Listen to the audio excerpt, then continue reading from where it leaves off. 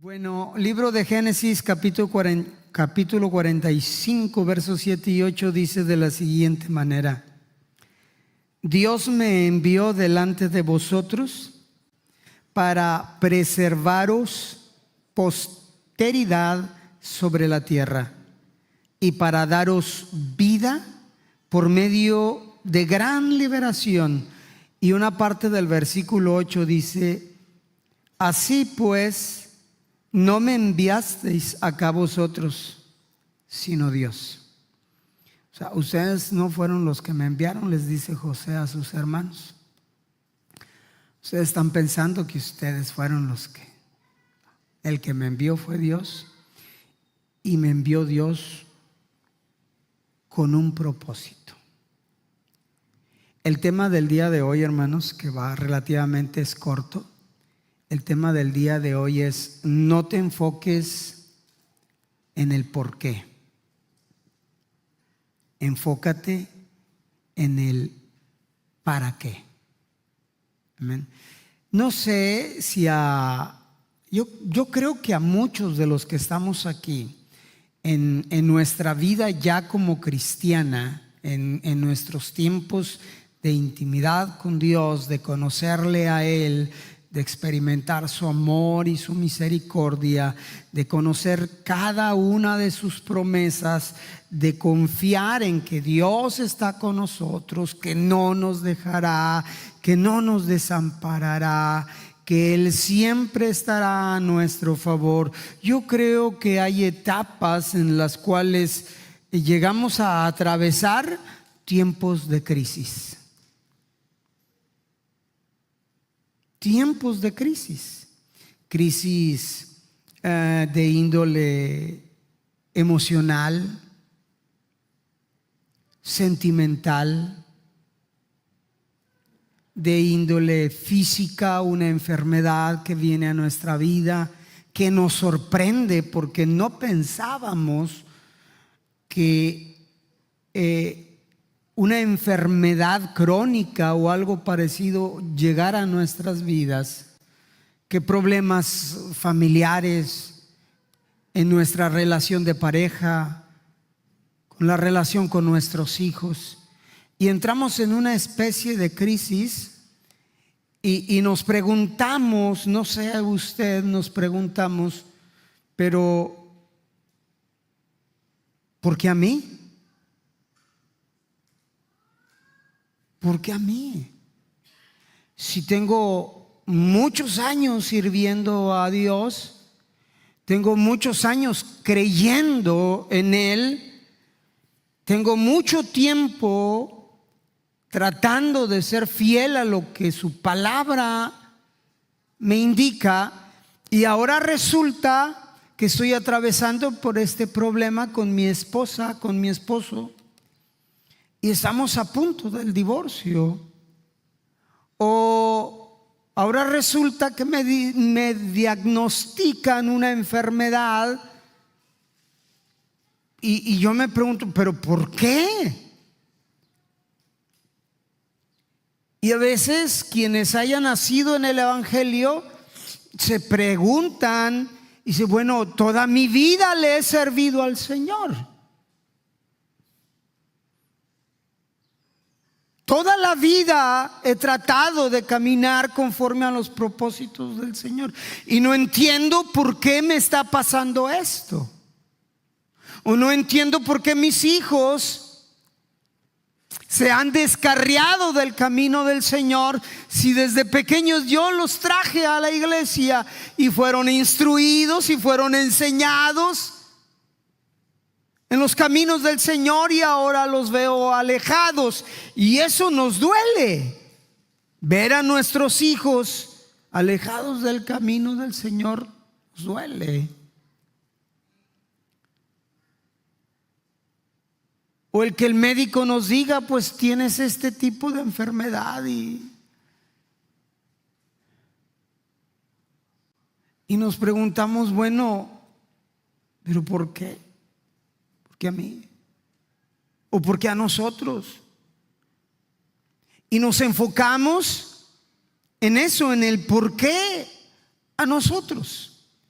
Y hoy quiero dar un sencillito consejo de la palabra de Dios, tratando de decirles a ustedes: no nos enfoquemos en el por qué, sino en el para qué. ¿Cuál es el propósito detrás de todo esto? Ahora, muchas de las veces no terminamos de entender el para qué de lo que nos está pasando.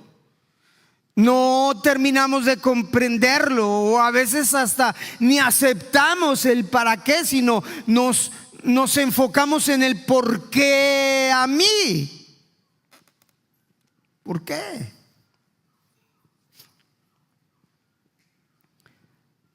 Cuando me dice el médico: hay que operarte del corazón y es muy delicado y es... Ay, desde mis 18 años te he servido, Señor.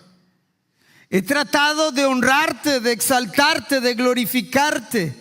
He tratado de ser fiel en todo lo que tú me pides.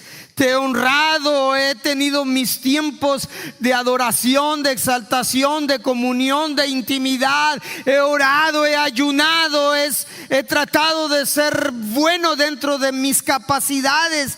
Y ahora resulta que a mis 48 años me ha dado un infarto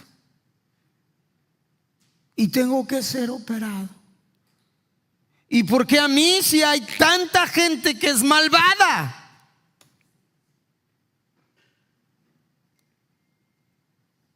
Y nos enfocamos muchas de las veces en el por qué a mí. Esta historia, hermanos, de José empieza situando a José en una edad de 17 años. Y de todos los hijos de su padre, José era al que su padre más amaba. Viendo esto, sus hermanos aborrecían a José a tal grado que vivían peleando con él, porque había favoritismo de parte del padre de José. Y eso es una pequeña lección para nosotros. No podemos tener favoritos. No podemos en relación a nuestros hijos. ¿Oyó, mamá, papá? Usted no puede, no debe, porque va a hacer que aquel que no se sienta favorito va a odiar al favorito, lo va a aborrecer, va a tratar de matarlo. Pastor,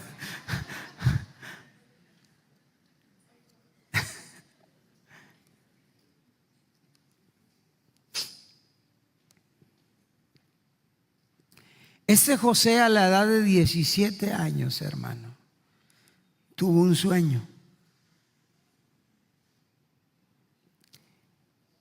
Y no es malo que haya tenido un sueño. El problema es la imprudencia con que manejó el sueño. Porque ella dice: he aquí, hermanos, estábamos en medio del campo y aparecieron manojos, cada uno tenía manojos. Pero mi manojo se levantaba y estaba derechito. Y los manojos de cada uno de ustedes estaban alrededor de mi manojo.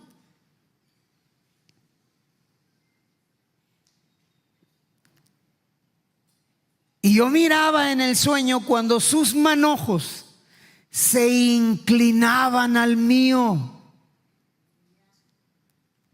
Si de por sí no lo podían ver y constantemente estaban peleando, y ahora la imprudencia de José, ok, lo entiendo, era un muchacho de 17 años. Es como cuando el niño, su niño preferido, sí, el suyo,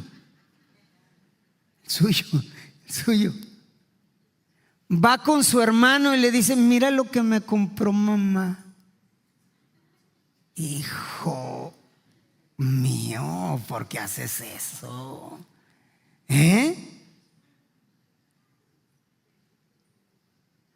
O que la mamá lo invita a comer o a cenar y el huerco o la muchacha le toma una foto ahí: aquí cenando con mis papis, y se lo manda al otro. O sea, ya te invitaron tus padres, cállate la boca. Ya te regalaron algo, cállate, ¿qué estás haciendo? O sea, no seas imprudente. Bueno, José fue lo que hizo. Tuve un sueño donde cada uno era representado por un manojo. Mi manojo estaba derechito, o sea, yo estaba derechito, y ustedes se inclinaban sobre mi manojo. Sus hermanos se molestaron mucho y sus hermanos le cuestionaron. O sea, ¿qué significa ese sueño, José? ¿Qué representa ese sueño? ¿Qué? ¿Acaso reinarás tú sobre nosotros? ¿O señorearás tú sobre nosotros? ¿Qué quiere decir esto, José? ¿Que eres más importante tú que nosotros? A causa del sueño de José y a causa de sus palabras y a causa de su imprudencia, sus hermanos llegaron a aborrecerle aún más. Ahí viene este. No pasa eso en sus casas, hermanos. No, en serio, ya. No tienen favoritos. Déjenme preguntarle a los hijos. Muchachos, ¿sus padres tienen favoritos? Sí. ¿Qué húbole, papá? ¿Qué húbole?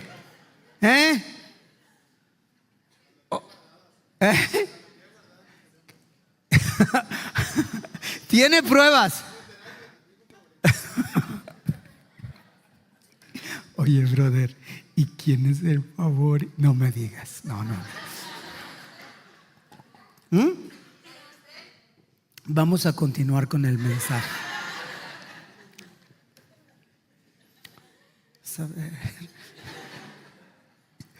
Es por eso que yo les digo que no sé por qué. No sé qué nos pasa, que a veces no es que sea favorito, no, es que como que nos inclinamos más a alguien porque ese alguien como que sentimos que nos necesita más. Así yo la manejo, ¿verdad? Así la manejo. Pobrecito, mira, está bien mencito. No se crean. No se crean. Es que a mí es que es curioso, hermano, porque por ejemplo a mí, mi hija Leslie me reclama que Sandra es mi favorita. Y no es cierto, no está Sandra aquí. No es Sandra mi favorita. Es Leslie. Pero Sandra es mi consentida. Díganle eso. Y José se portaba imprudente. Ahora, sus hermanos lo llegaron a aborrecer más. Gracias a Dios, mis hijas se aman, como usted no tiene una idea. Viven de la greña, pero se aman. Amén. Se aman, se buscan. Pero los hermanos de José lo aborrecían, no querían ni verlo, porque aparte cuando José estaba entre ellos y ellos se portaban mal, José iba de chismoso con su padre y le decía a su padre las cosas malas que sus hermanos hacían. me decía mi hija Sandra, cuando Leslie, cuando Isaac fue a pedir permiso para andar con Sandra, y que yo le dije, ¿cuántos años tienes, Isaac?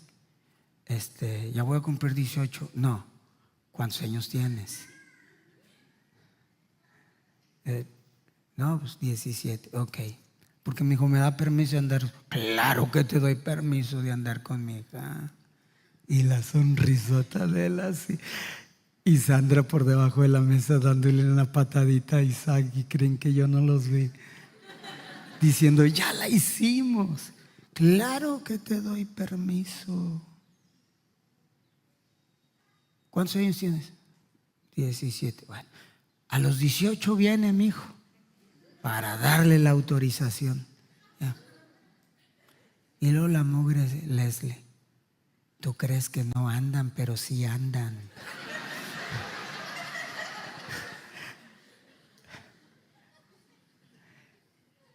José,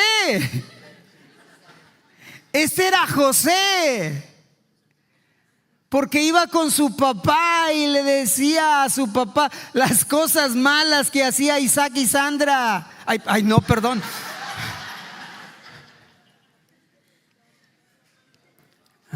No, necesito sacarlo,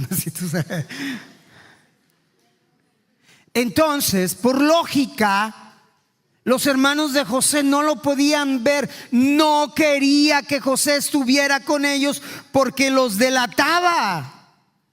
Y por si esto fuera poco, José otra vez en su imprudencia va con sus hermanos y sus padres y les dice, tuve otro sueño. ¿Qué soñaste ahora, José? Dice, el sol y la luna y 11 estrellas se inclinaban a mí. Fíjate. O sea, ¿cómo amarte, ingrato? ¿Cómo amarte? Y se lo cuenta también a su papá. Su padre, por fin, optó reprenderlo. Cállate, José. ¿Cómo se te ocurre decir?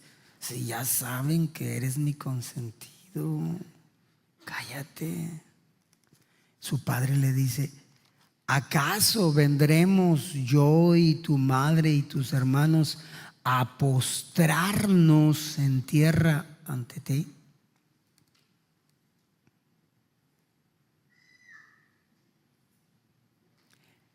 Y en el libro de Génesis, en el capítulo 37, verso 11, dice la Biblia que sus hermanos le tenían envidia. Ojo, pero su padre meditaba en esto. O sea, este chamaco tiene algo de Dios. Este hijo mío tiene algo de Dios. Yo creo que esto era lo que pensaba su padre.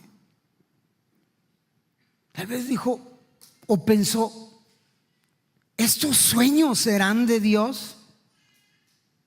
¿Acaso lo que mi hijo está soñando es una profecía para el futuro?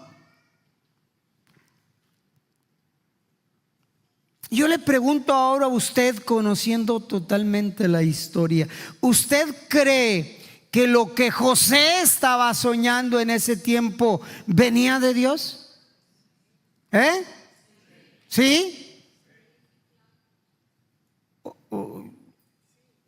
A ver, dígame fuerte, ¿usted cree que lo que José estaba soñando venía de Dios?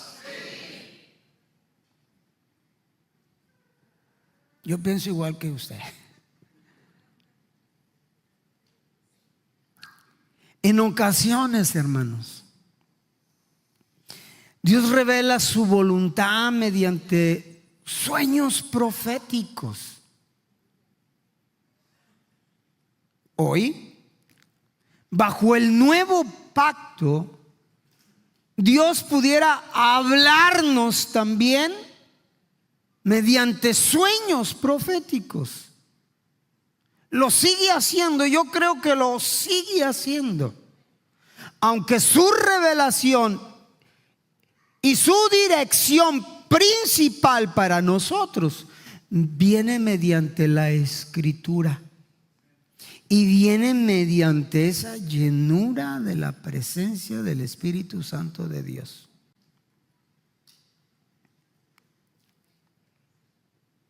Y es importante que señalemos que lo que a José le estaba sucediendo era porque Dios estaba con él. Era, llamémoslo así, era porque Dios lo estaba preparando para hacer de él un instrumento de bendición para toda su familia, para toda su descendencia. Él no lo sabía aún, ni sus padres lo comprendían aún. Pero podemos decir que José tenía un llamado profético de parte de Dios y Dios se lo estaba revelando, Dios lo estaba escogiendo, Dios lo estaba separando para algo fundamentalmente importante en su vida. Ok, continuemos con la historia. En una ocasión Jacob, su padre, le dice a José: ve y busca a tus hermanos, pregunta cómo están ellos, pregunta cómo está el ganado, y luego vienes y me dices a mí para yo estar más tranquilo. Necesito saber cómo están tus hermanos. Y allá va José. Y cuando sus hermanos lo vieron venir, dijeron el uno al otro: ahí viene el soñador. Y fíjate el pensamiento de ellos: matémosle, vamos a matarlo. Y le decimos a nuestro padre que una bestia lo devoró. Ya nos tiene hasta aquí.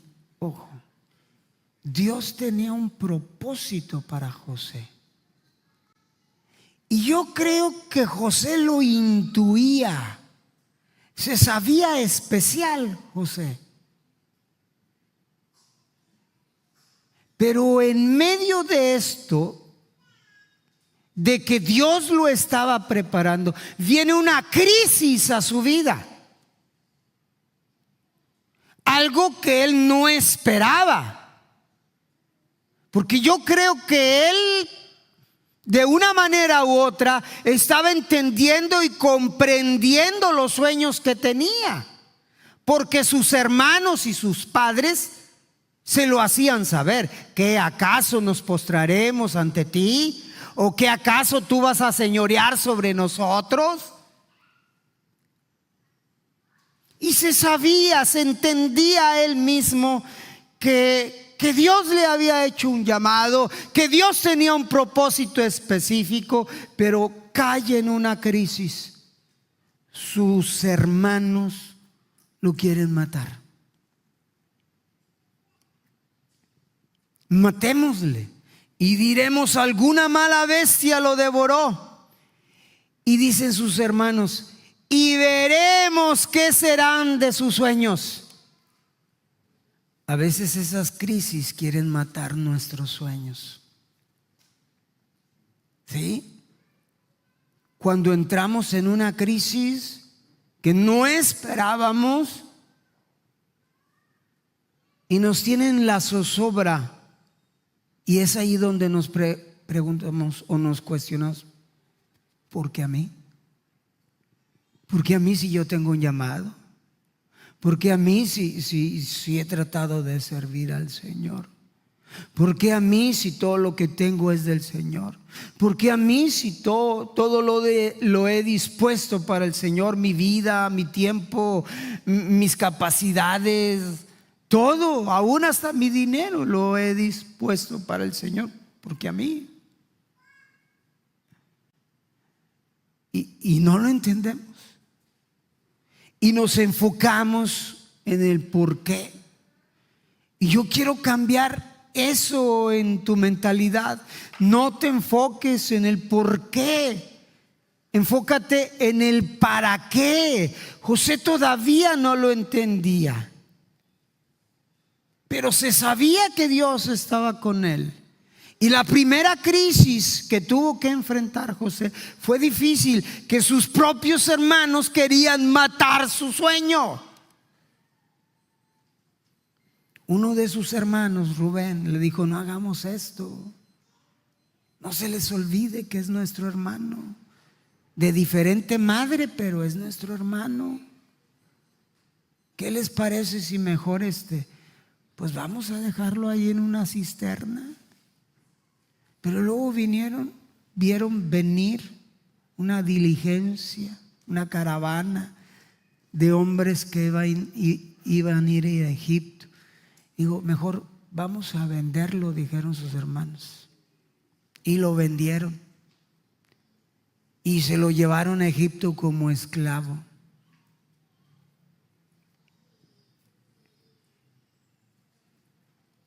Pero la palabra de Dios dice que Dios estaba con José. Yo quiero decirte que Dios conoce tu crisis. Dios conoce tu necesidad. Dios conoce la situación que atraviesas. No es algo que Dios desconozca. No es que Dios ya se haya alejado o olvidado de ti, o no es que a Dios ya no le interese tu situación. No. Dios sigue estando contigo. Y hay un propósito. Y es lo que nosotros tenemos que entender. Tratar de descubrir, bueno, ¿para qué me permites pasar por esta prueba? ¿Para qué me permites pasar por esta situación? ¿Para qué me permites pasar por este problema en mi hogar, en mi casa, con mi pareja, con mis hijos? ¿Para qué me permites pasar, Señor, por esta enfermedad? ¿Tú crees que a mí me gusta estar en esta condición? De que en cualquier momento me puede dar un mugre infarto y hasta me la curo de eso. No me gusta. Pero yo creo, no sé cuál sea, pero yo creo que detrás de todo esto sí hay algo que Dios tiene reservado para mí. Por algo ha de ser. Por algo ha de ser. Para algo ha de ser. Fue vendido a Egipto. En Egipto, perdón. Y fue vendido a Potifar, oficial del faraón, capitán de la guardia. En Génesis 39:2 dice: mas Jehová estaba con José y fue varón próspero y estaba en la casa de su amo el egipcio. Y vio su amo que Jehová estaba con él, y todo lo que él hacía, Jehová lo hacía prosperar en su mano.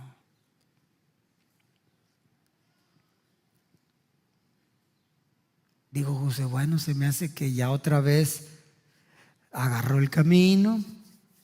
Dios tiene un buen propósito.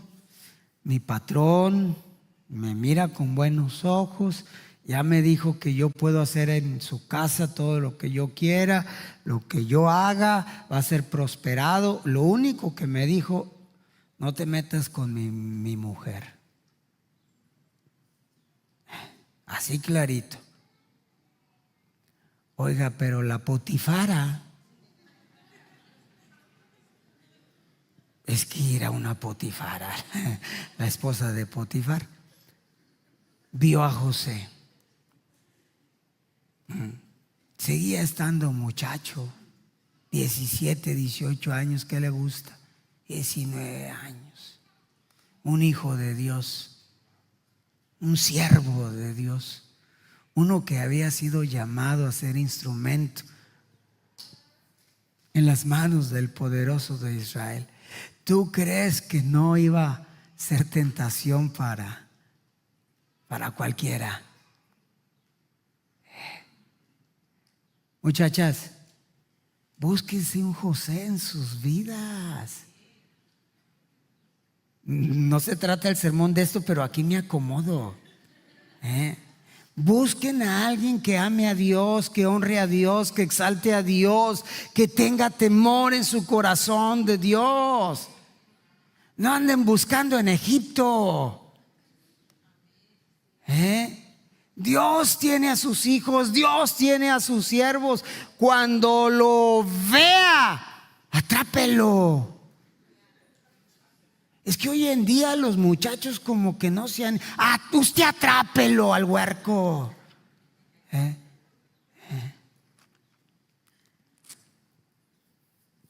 Decíamos antes, ¿te acuerdas, Mimi? Lo atamos. Y luego Noemí, cuando no le gustaba algo, pues yo lo desato. Tremenda, no andes desatando. Usted átelo si ve que es un buen tipo, si ve que es un hijo del Señor, si usted ve que es alguien que tiene temor de Dios, que honra a Dios en sus palabras, con sus hechos, con sus diezmos. No, eso no estaba en la mente. Ay, mugre enemigo.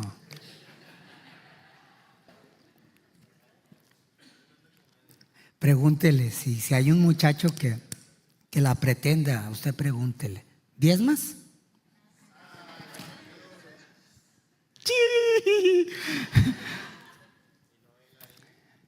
Y luego él a ella. Pero cerrando el paréntesis, para cerrar el paréntesis, sí, niñas, busquen un siervo de Dios. Amén. No uno que venga a la iglesia, porque venir a la iglesia cualquiera viene. Uno que verdaderamente tenga temor de Dios. Entonces la Potifara puso los ojos en el muchachito de 18 años. Dijo, no, hombre, este esclavo yo, de aquí soy. No sabía que ese muchacho tenía un llamado del Señor.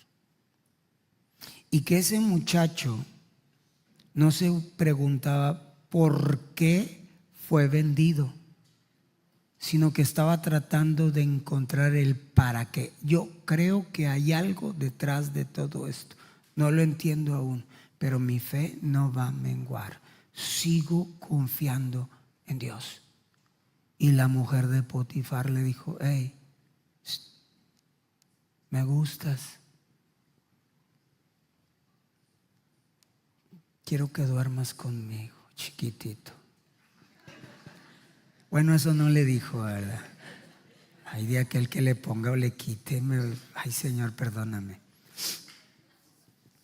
Quiero que duermas conmigo. Y José le dijo, hombre, ¿qué tienes? ¿Qué te pasa? Mi señor Potifar dijo que yo aquí podía organizar todo. Lo único que no podía echar mano es en usted, señora. Me perdona. Ahora, ¿usted cree que la Potifara era fea? No, hombre. Tenía cremas y se bañaba en cosas así y todo. Sí. Pura manteca de camello y todo eso.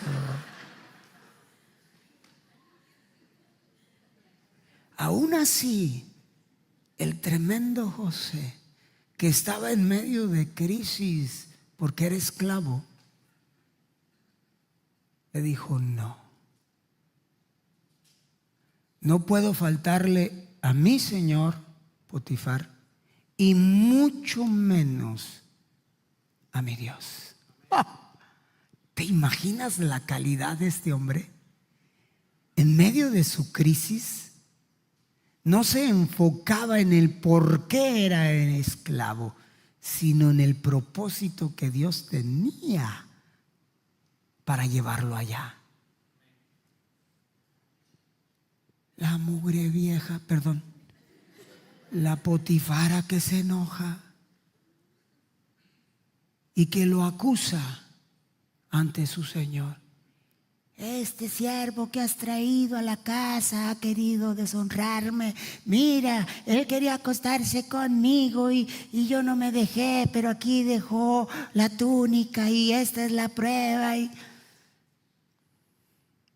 Pobre José, una crisis más. Una crisis más. Potifar, molesto, lo avienta a la cárcel.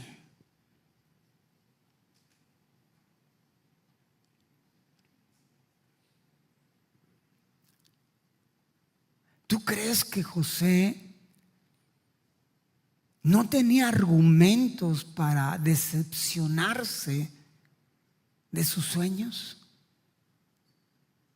¿Tú crees que José, y aparte de eso, era muy joven, inexperto? Era esclavo y ahora aparte de ser esclavo, fue enviado a la cárcel. ¿Qué estaría pasando por la mente de José? Señor, no lo entiendo. Yo he tratado de honrarte aún en medio de mis crisis. Porque es importante que notemos nosotros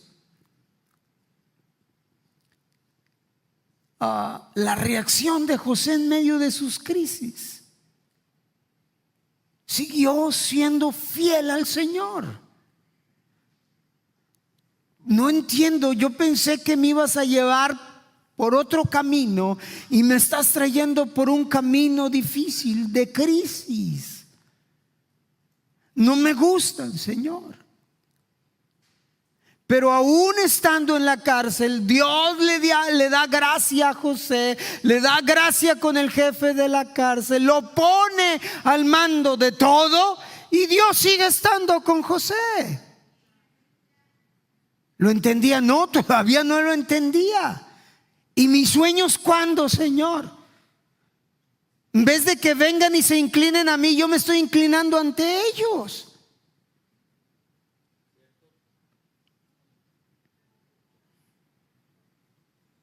Ustedes se saben la historia del panadero y el copero que fueron a dar a la cárcel. Tuvieron cada uno un sueño. José se los interpreta y conforme José se los interpretó, así sucedió. El panadero fue ahorcado, el copero fue de regreso con el rey.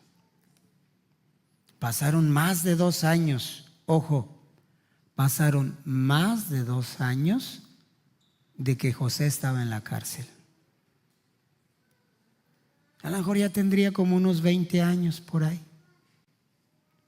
El faraón tuvo un sueño. Vio vacas, salían del río, gordas, hermosas, llenas de vida, pero atrás de ellas venían 7 vacas flacas, feas. Y las vacas flacas se comían a las vacas gordas. Y usted diría, ¿las flacas engordaron? No, las flacas siguieron estando flacas y feas a pesar de que se comieron a las gordas. Y 7 espigas de trigo, unas hermosas, llenas de vida. Y detrás de esas unas espigas feas, asoleadas, dijo uno, asoleadas por el sol. Pues entonces, ¿asoleadas de qué? ¿O por quién? Y esas espigas devoraban a las hermosas y las espigas feas siguieron estando feas. Y no entiendo el sueño. Y el copero se acordó, dijo, mi señor en la cárcel hay uno que sabe interpretar sueños, que Dios está con él. ¿Por qué no lo mandas traer? A mí me interpretó el sueño y sucedió como él dijo. Tráiganlo, báñenlo, rasúrenlo. 2 años, más de 2 años en la cárcel. Pobre José, esperando que se cumpliese lo que Dios en sueños le había dado. Pero él seguía firme, creyendo en el Señor. Lo trajeron, les dijo, Faraón les dijo el sueño, José se lo interpretó. Le dijo, son 7 años de abundancia. Después de esos 7 años de abundancia, vienen 7 años de hambre en toda la tierra. Mi Señor debe de prepararse con un hombre sabio y prudente, que en estos 7 años de prosperidad sepa administrar bien la abundancia, para que cuando venga la crisis no tenga problemas. Búsquese un hombre sabio. Y el faraón le dijo, ¿quién más que tú, José? ¿Quién más que tú? Se quitó el anillo, se lo puso. José es el que manda aquí todo. El único que manda a José soy yo. Así que van a hacerle caso a José. Dice la Escritura que hubo hambre en la tierra, en toda la tierra, que empezaron a juntar los egipcios toda la semilla con 7 años de abundancia, pero luego llegaron los 7 años de prosperidad, de escasez, de crisis. Y la gente se dio cuenta que en Egipto había alimento, y iban y compraban. Los descendientes de Jacob, sus hijos, se dieron cuenta y mandó Jacob a sus hijos a comprar alimentos a Egipto. Cuando llegaron los hermanos de José y vieron a José, pero no sabían que era él, lo primero que hicieron fue inclinarse.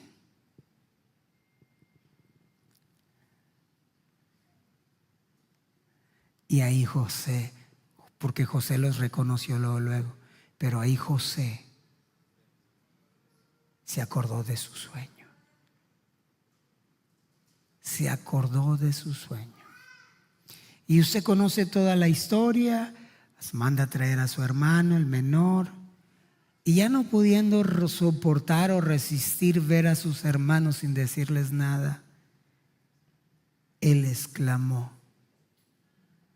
Y él gritó y dijo en su corazón, soy José, al que ustedes vendieron tremendos. Yo soy eso.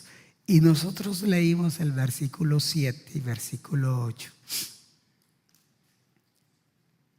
donde dice, Dios me envió delante de vosotros para preservaros posteridad sobre la tierra y para daros vida por medio de gran liberación. Así pues, no me enviasteis acá vosotros, sino lo hizo Dios. José terminó diciendo, ahora entiendo el propósito de Dios. Ahora lo entiendo. Pero bendito sea Dios. Y qué bueno que José, hermanos, no se enfocó en el por qué. ¿Por qué me pasa esto a mí, Señor? Si me has hecho un llamado. Aquí hay personas que están atravesando una crisis. Una crisis. Y reitero, puede ser diferente una crisis de la otra, pero para ti es una crisis.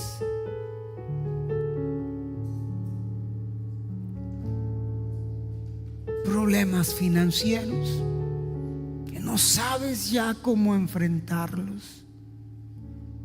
Problemas físicos o de salud que te ha sorprendido en esta vida y que te has preguntado, ¿por qué a mí? Hay personas que dicen, si Dios existiera, ¿por qué permite que haya tantos niños en la miseria, sufriendo? Y si Dios existiera, ¿por qué esto y por qué el otro y por qué aquello?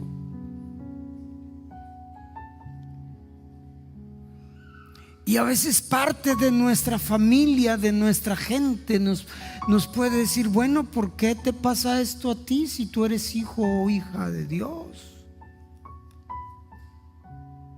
Pero si tú y yo nos estamos enfocando en el problema, si tú y yo nos enfocamos en la situación, en la crisis, en la problemática de nuestra vida, no terminaremos de entender el por qué Dios está permitiendo esto. Porque detrás de cualquier situación que no sea contraria hay un fin y hay un propósito de parte de Dios. Y quizá no lo entendamos nunca, pero Dios sí. Dios sabe por qué lo permite o para qué lo permite. Pero entonces no podemos estar enfocados en esto.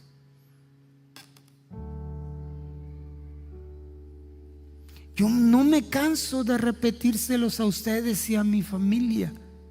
He dicho, el día que el Señor diga hasta aquí, vámonos. Vámonos. No voy a estar mortificado o angustiado, preocupado. Es más, yo le he dicho a mi esposa, si de repente me da un infarto y no me muero, no me lleves al médico, aquí déjame.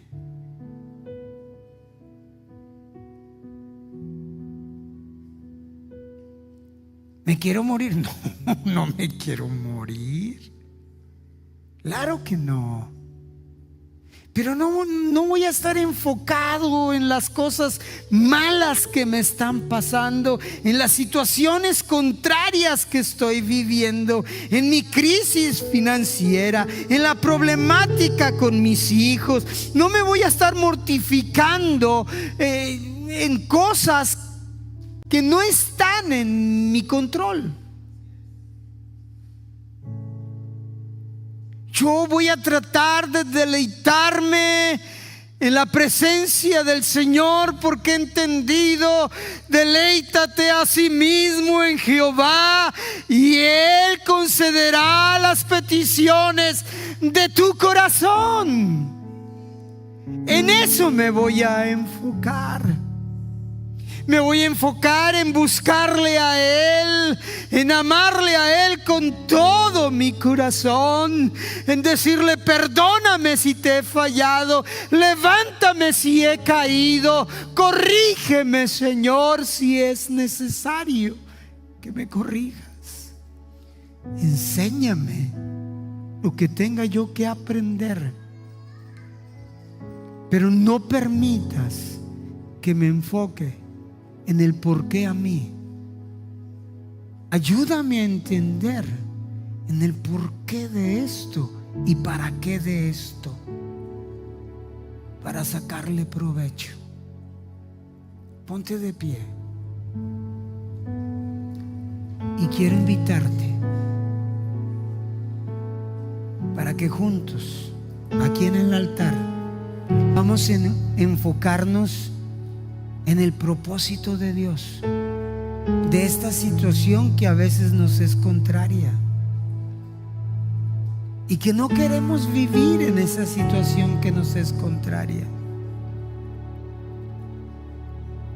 Recuerda que el sacrificio de Cristo en la cruz del Calvario es vasto, es suficiente, alcanza para todos. Y no solamente nos ha traído salvación, no, nos ha traído esas añadiduras, como es la provisión, y cómo es la sanidad.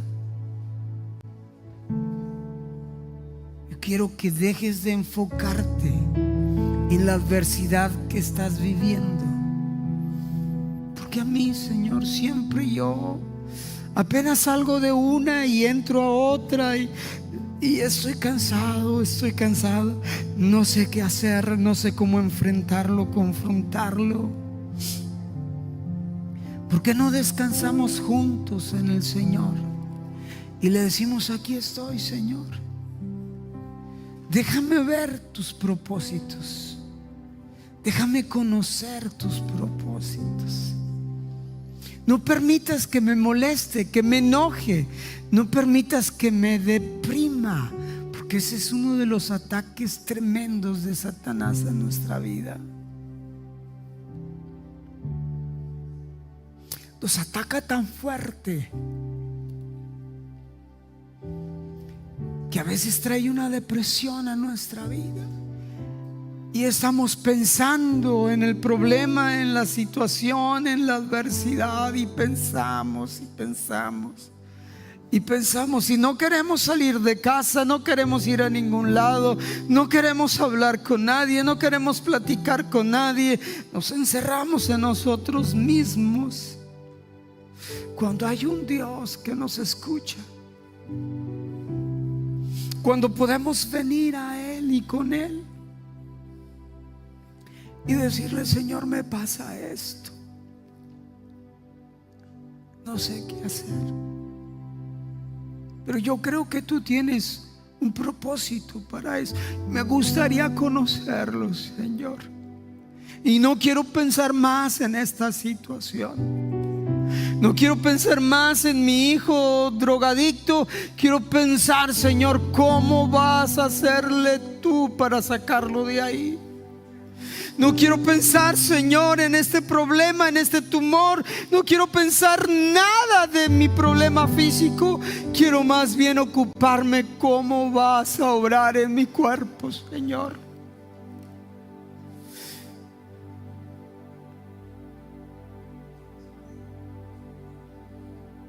Señor, mi relación de pareja está a punto de destruirse y yo no quiero que eso pase. Yo quiero que me des sabiduría y entendimiento para poder corregir lo que debamos corregir. Ya no me voy a angustiar más. La depresión, hermanos, es un espíritu que ataca la vida aún de los creyentes, cuando estos no saben cómo enfrentarlo o confrontarlo. Es para mí triste escuchar a jóvenes de 20, 25 años que dicen: no soy feliz, tengo trabajo pero no soy feliz, hago esto pero no soy feliz, no conozco la felicidad. ¿Qué pasa con nuestros hijos que lo tienen todo y no alcanzan la felicidad? ¿Qué hemos dejado de hacer? ¿Por qué hemos permitido pensar en el por qué a mí me pasan estas cosas? ¿Por qué no mejor pensar qué debo de hacer para enfrentar y confrontar estas cosas con sabiduría, con prudencia, con fe, con integridad, confiando siempre que el Señor obrará? Hoy yo quiero orar contigo.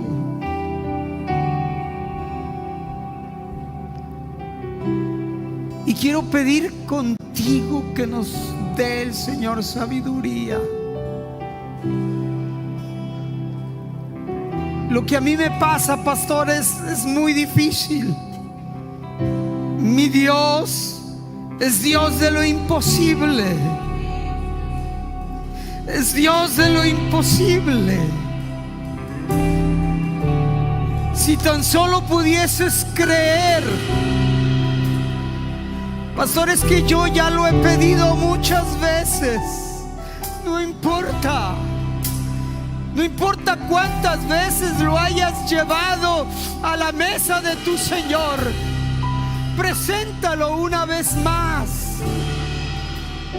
Y ven y habla con Él y dile al Señor: aquí estoy de nuevo, como aquella viuda que solamente pedía que le hicieran justicia de sus adversarios.